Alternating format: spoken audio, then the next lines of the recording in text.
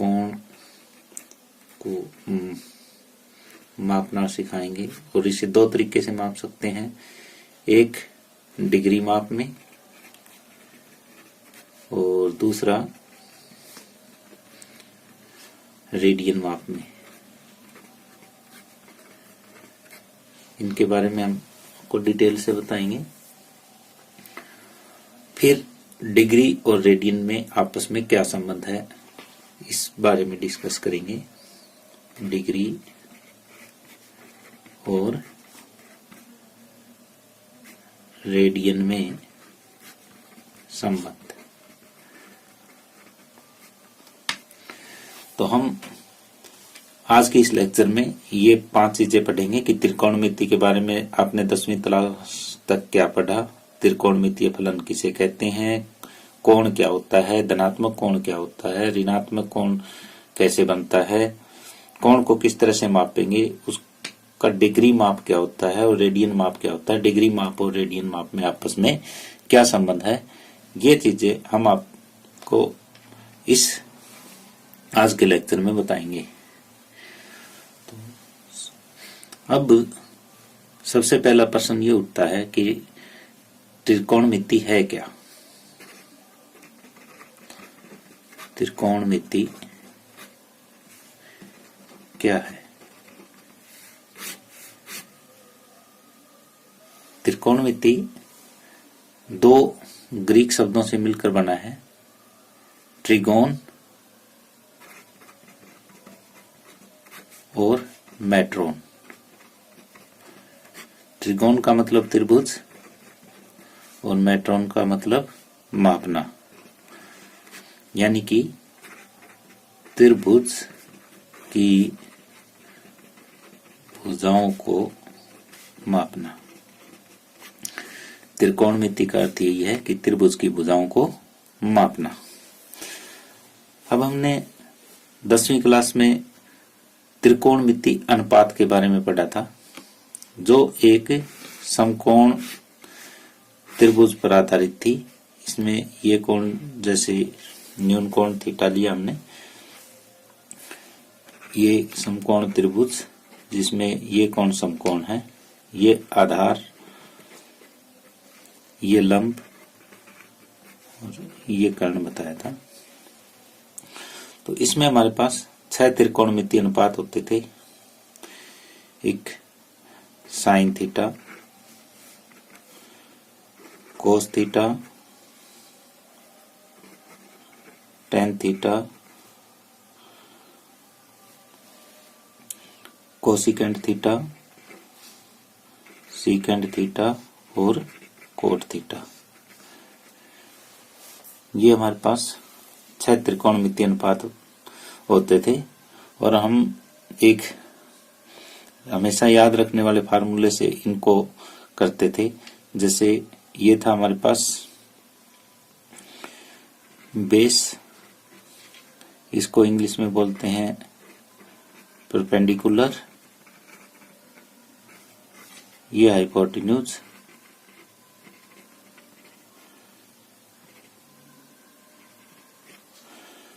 तो इसका हम इस तरह से लिखते थे कि पंडित बद्री प्रसाद बटे हर हर बोले, सोना चांदी तोले।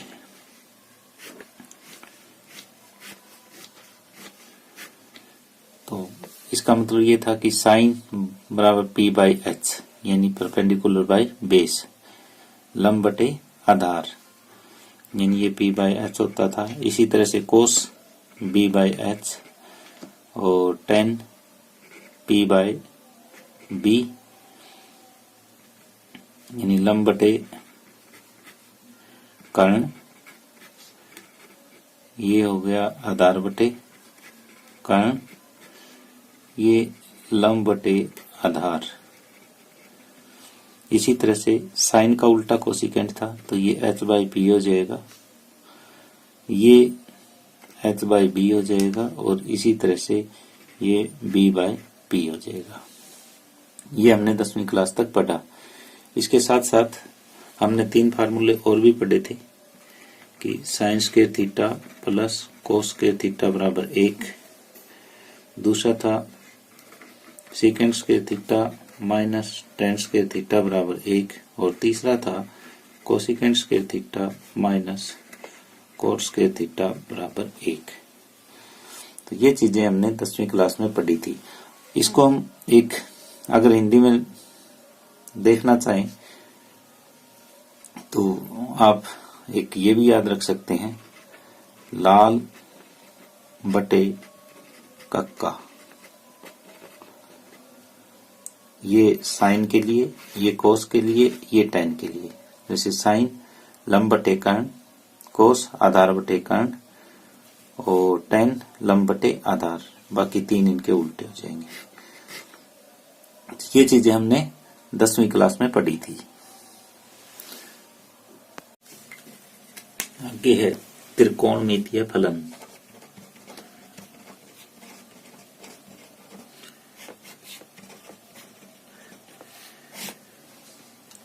तो सबसे पहले त्रिकोणमिति का पहला अनुपात हम लेते हैं f(x) = sin x।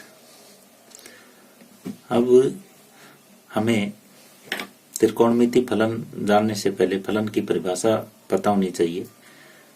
जैसे कोई हम फंक्शन लेते हैं f(x) = x² लिया, जैसे हमने इसकी 0 पे वैल्यू निकाली 0, 1 पर 1 आ जाएगा, 2 पर 2 का स्क्वायर 4 आएगा, 3 पर 3 का स्क्वायर 9 आ जाएगा। इसी तरह से अब -1 देखें, -1 का स्क्वायर 1 आएगा। अब -2 देखें तो -2 का स्क्वायर 4 आ जाएगा।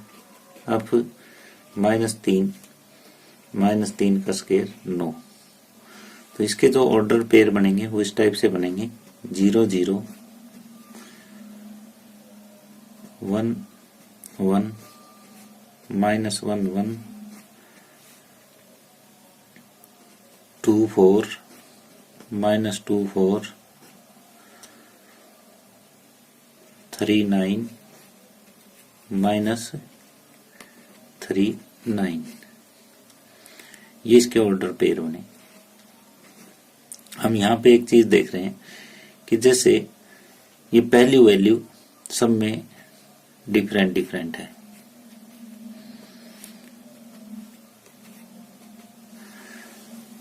ये पहली वैल्यू अगर सब में अलग अलग है, कोई दो वैल्यू सेम नहीं है, ऑर्डर पेयर की जो पहली वैल्यू है वो सेम नहीं है, तो ये एक फलन होगा। दूसरी वैल्यू सेम हो सकती है कि किसी एक मान के लिए f(x) की दो वैल्यू नहीं हो सकती, लेकिन दो अलग अलग मानों के लिए f(x) की सेम वैल्यू हो सकती है।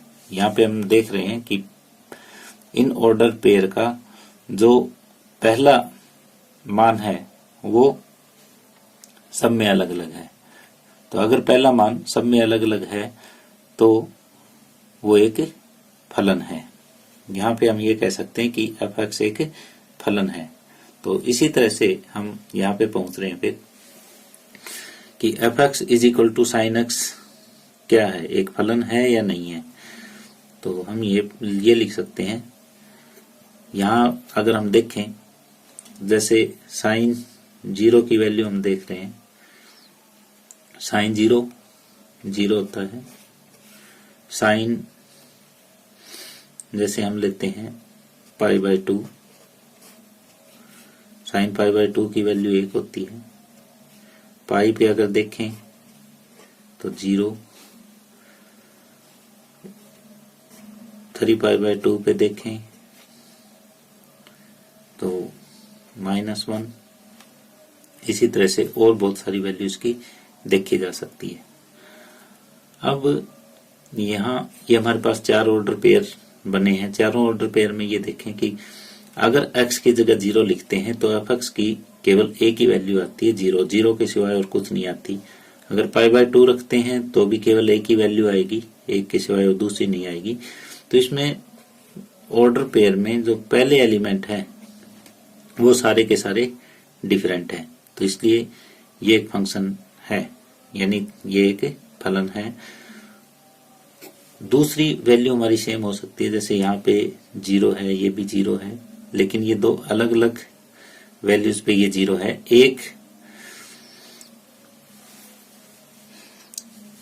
एक ही वैल्यू पे x की एक ही वैल्यू पे दो अलग अलग नहीं आ सकती, यानी यहाँ पे ये fx जो है वो फलन की परिभाषा को सुपरिभाषित करता है।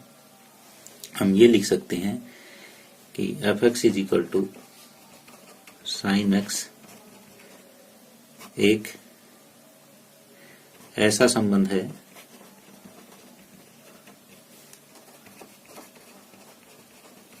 जिसमें x के किसी एक मान के लिए fx के अलग अलग मान नहीं आते, इसलिए fx एक फलन है, यानी साइन एक्स एक फलन है। इसका मतलब साइन एक्स एक फलन है। इसी तरह से जो और त्रिकोणमितीय अनुपात बच गए, cos x, tan x, cot x, secant x और कोसिकेंट एक्स, ये सारे के सारे त्रिकोणमितीय अनुपात इस फलन की परिभाषा को फुलफिल करते हैं। इसलिए अगर fx is equal to cos x है, ये भी एक फलन है, टेन एक्स भी फलन है, तो अतः सभी 6 त्रिकोणमितीय अनुपात त्रिकोणमितीय फलन है।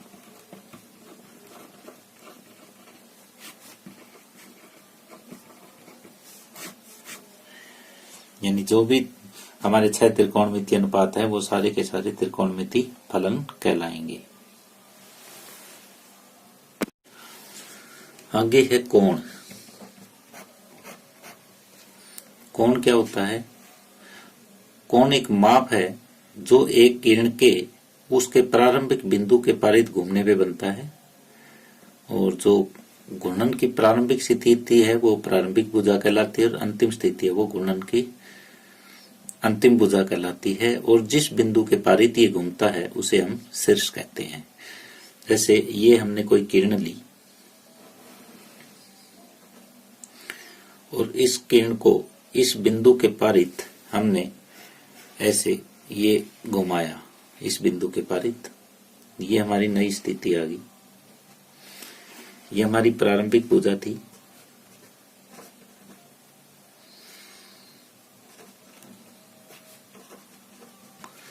ये अंतिम भुजा, और ये जो बिंदु है ये हमारा शीर्ष कहलाता है। कि हमने ये कोई किरण ली और इस बिंदु के अलोंग इसको हमने ऐसे घुमा दिया, तो अब इसकी नई स्थिति ये आ गई। जो प्रारंभिक स्थिति थी उसको प्रारंभिक भुजा कहेंगे, अंतिम स्थिति को अंतिम भुजा कहेंगे, और ये शीर्ष होगा। पहले ये किरण यहाँ थी, हम इसको घुमा करके यहाँ ले आए। तो जो ये माप है प्रारंभिक भुजा और अंतिम भुजा के बीच का जो माप है ये हमारा कोण कहलाएगा।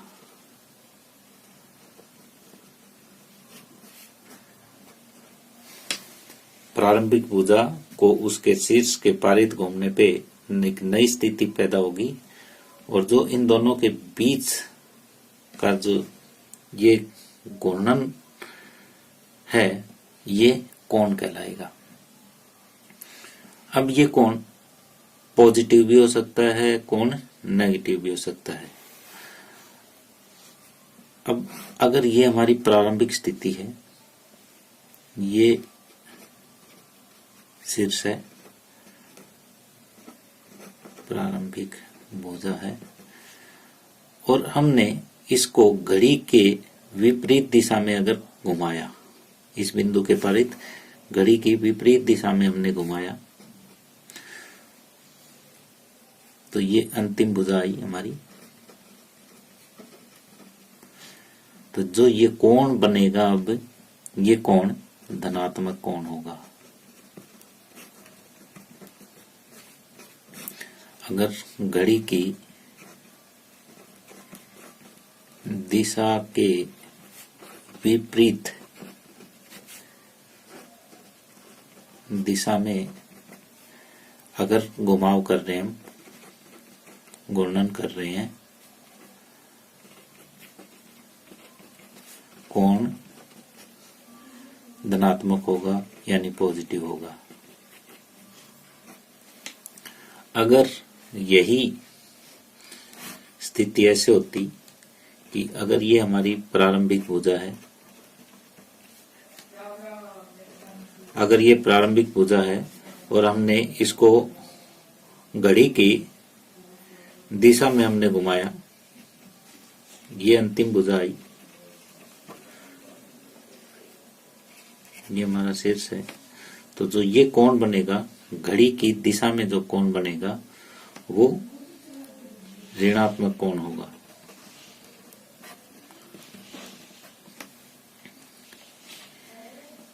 यदि घूर्णन घड़ी की दिशा में है तो कोण का मान ऋणात्मक होगा।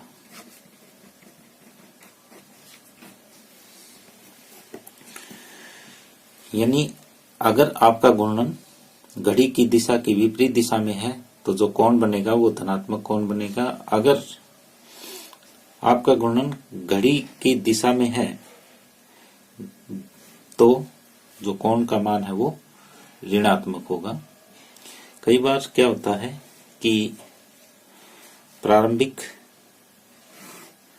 भुजा भी यही है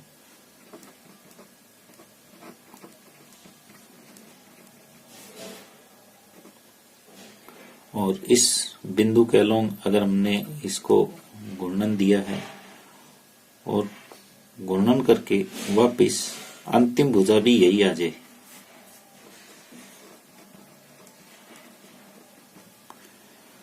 अगर प्रारंभिक भुजा भी यही है और अंतिम भुजा भी यही आ जाए तो ये एक कंप्लीट एंगल होगा।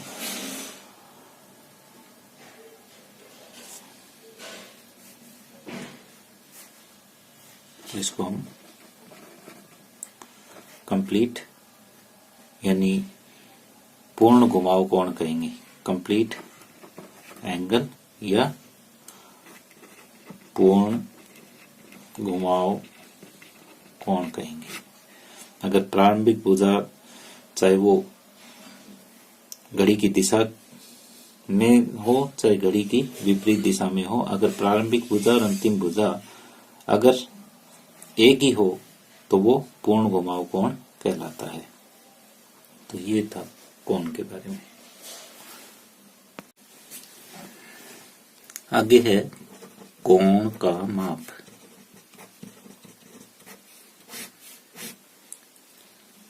कोण को हम दो तरीके से माप सकते हैं, एक डिग्री माप में और दूसरा रेडियन माप में। पहले हम डिस्कस करते हैं डिग्री माप की कि डिग्री माप क्या होता है। जैसे ये कोई हमारी प्रारंभिक भुजा है और हमने एक पूरा घूर्णन किया, यही हमारी अंतिम भुजा है।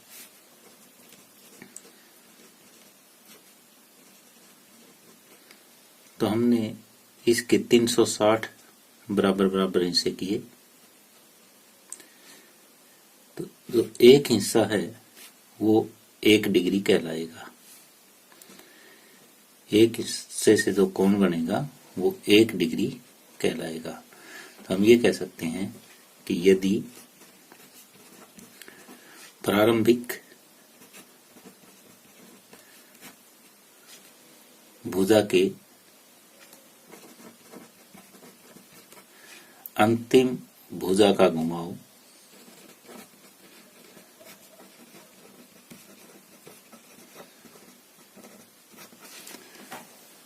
एक पूर्ण परिक्रमण का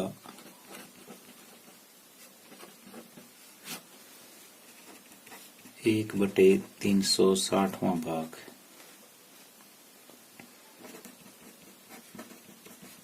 हो तो हम कोण का 1 डिग्री माप कहेंगे।